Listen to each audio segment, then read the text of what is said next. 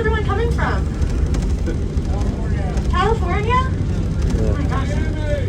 Miami. Quebec City. Quebec City, some locals. Nice. Amazing. Anywhere else? Anyone else? Where's that? Chicago. Chicago. Very cool. Anyone outside of North America? Yeah, where? Oh, the UK, amazing. Oh, so cool. Love having an international bus with us. That's so awesome. We haven't seen you guys in years, so how exciting is it that you guys are back hanging out with us here? Alright. So we're going to talk about some glaciers today. Hopefully that's alright with you. If there is anything specific that you do want to hear about later on, just let me know, and I'll be sure to talk about it on the way back down. I'll try and give you some good information about this area. It actually is really cool. I'm a little bit biased. I think this is one of the coolest places in Canada, personally, and also maybe the world. Oh, that's questionable. We'll see if you guys feel that way as well. But just a little bit about me. This is my 3rd year doing this. I've probably driven this road about 2,000 times now, and quite honestly, it never ever gets old. This is such an amazing area, and I hope to share that with you. But I'll tell you about some of our features here. If you have any questions, it is a little bit hard to hear up here, but definitely ask me at any point. If something does come up, I will do my absolute best to make something up for you guys. So let me just start off by talking about what we have around here. So we have some big piles of rock and dirt. You had Evan on the way up today. Did he talk to you about big piles of rock and dirt that we have here? You mentioned the word moraine. Sound familiar? Not so much? Okay. Well, let me tell you about our moraines, about our big piles of rock and dirt. Right beside us here, that's what we have. Ooh, rocks and dirt. Very cool. But actually, these rocks and dirt are very, very important to us. And the reason for that is because of this big, gorgeous white sheet of ice that we have out in front of us. We can actually see where we're going to now. The Athabasca Glacier is way, way, way out there.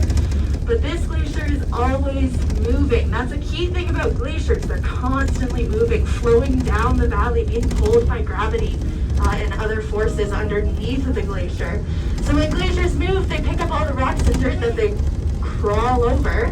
And then when they melt away or recede back, they leave the rocks and dirt that they had just picked up and leave them in big piles for us, like right beside us, what we're driving on. So this big pile of rock and dirt is called a moraine. And this was actually put here by the Athabasca Glacier, by that big sheet of ice out there. So for that reason, we know that this glacier, this big sheet of ice, it used to be up where we are right now. So it used to be way, way, way, way, way surpassing the point of where we are actually. Because every year these rocks and dirt, they fall down, they have rock slides, they move around to get compressed by the weight of the bus. So we knew that this glacier has at least reached this point, if not higher. So since it has receded quite a bit of ways, we do have to go down a very steep section of road in order to get to the glacier today. You can actually see, some of you can see, our road is actually disappearing up here. So, if you have not yet put your seatbelts on, now would be the time to do that. I'm going to get myself ready up here before we go down one of the steepest unpaved roads in North America. Oh yeah.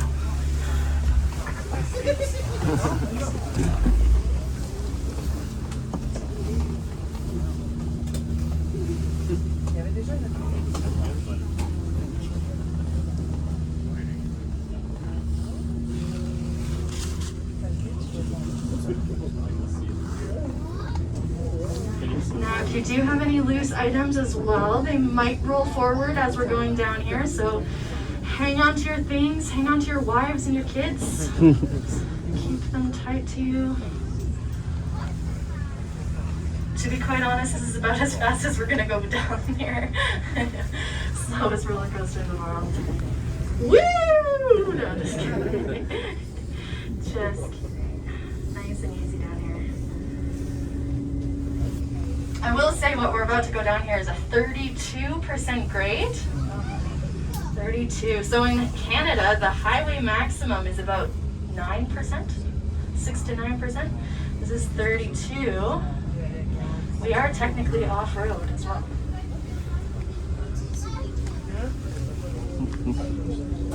Your brother would love this, John.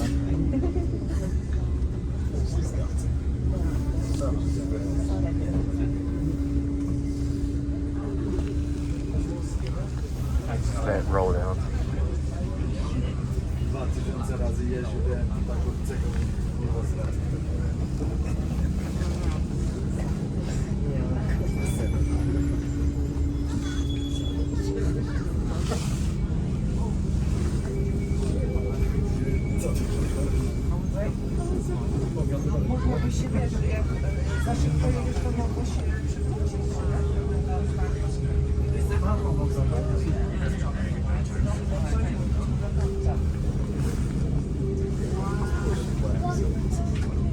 So this is actually a really good place to see the other moraines that we have here. So the other sides of the glacier. So like I said, this represents the side of where this glacier used to be. But if you look at the left, you can see that other big ridge of rock and dirt. That's also a moraine. So these are called lateral marines because they show us the sides. But if you look way on the far side of the valley, way out on the right-hand side, you can see the other side of where this glacier used to be. That other ridge of rock and dirt. Absolutely massive. So that would have been about 300 years ago that this glacier would have filled up this whole valley. Long, long time ago.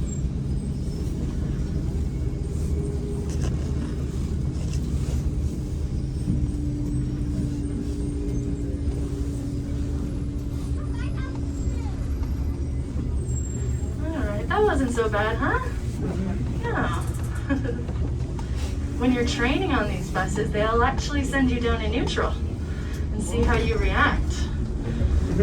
And if you don't pee your pants, you pass the test. Yeah, now we're going. We just about hit our top speed. I'll show you our actual top speed on the way back up, but they don't go too fast. I'll give you a heads up there.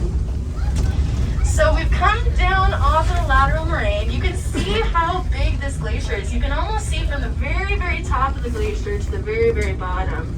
But on the very, very top of the Athabasca Glacier, you can see there's some ice that's sitting on the tip tops of the mountains out there, especially on the top right-hand side of the mountain. So up there is actually not glacier. What we have up there is the Columbia Icefield, which I know you've heard that word today. I know you've heard those phrases. The Columbia Icefield and the Athabasca Glacier are totally different things. And we are going to the glacier. We are not going to the Icefield. And the biggest difference between the two is that glaciers, like I mentioned earlier, are always moving, constantly flowing down the valley, whereas icefields don't move at all. So the Columbia Icefield up here is 165 kilometers in size, kilometers squared in size. And you can kind of think of it as a teacup. So if you have the teacup, you can picture the cup itself like mountains, and then when you pour the tea into the cup, that can be referred to as like the snow or the ice that's being filled up to the brim. Anything else outside of the brim of the cup, the overflowing part of the tea, that's what we have as glaciers. So that's kind of the difference between the two. The icefield is the main base, and the glaciers are coming off of ice fields. That's how we can tell the difference between the two. Yeah, some of you guys notice we're going through a bit of a puddle here, a bit of a little lake. We actually do direct this water to this area specifically to clean our tires. So we're gonna give them a nice good scrub right here.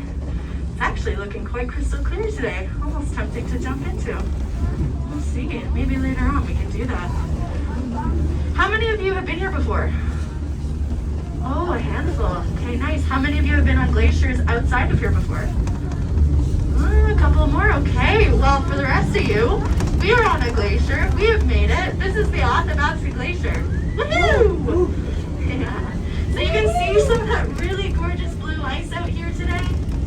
It is stunning. We get really blue ice, especially on overcast days like today, and that's just because of the way that the light travels through. It gives us that gorgeous, gorgeous blue reflected back to our eyes. So this is the Athabasca Glacier. It's 5 kilometers long, so so about 3 miles in length, and it's about 1 kilometer across, so about half a mile. But where we're going to get off of the bus here today, where we're going to go explore this glacier a bit closer up, it's actually 250 meters thick, so about 700 feet of ice that you're going to be standing on today. So an incredibly thick portion of our glacier. It actually is the deepest part of this entire glacier.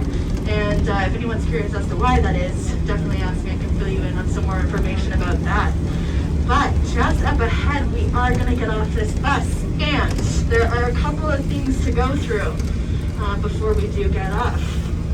So, first things first, it's 10:26 right now. We're going to be leaving here at 11 o'clock. So you get a good half hour, solid 30 minutes out here. So at 11 o'clock, if you can please come back to the bus. We are bus number 529. 529, the Bunny Rabbit. You'll find it on the outside of our door. You'll also find the numbers 529 on the outside of the bus. So we're 529, the Bunny Rabbit. We're leaving here at 11. But something in terms of safety for you folks is that out here you can see there's a little bit of a boundary area, and that's just because we know that this area is free of crevasses. There aren't as many hazards in this area as there is outside of the boundary. So please just stay within the boundary, but more importantly to me anyways, please do not go behind the buses. It is incredibly difficult to see you. Please stay in front of the buses. We definitely don't want any flat Stanleys today. But other than that, this is your time. Definitely enjoy yourself. I don't think, I haven't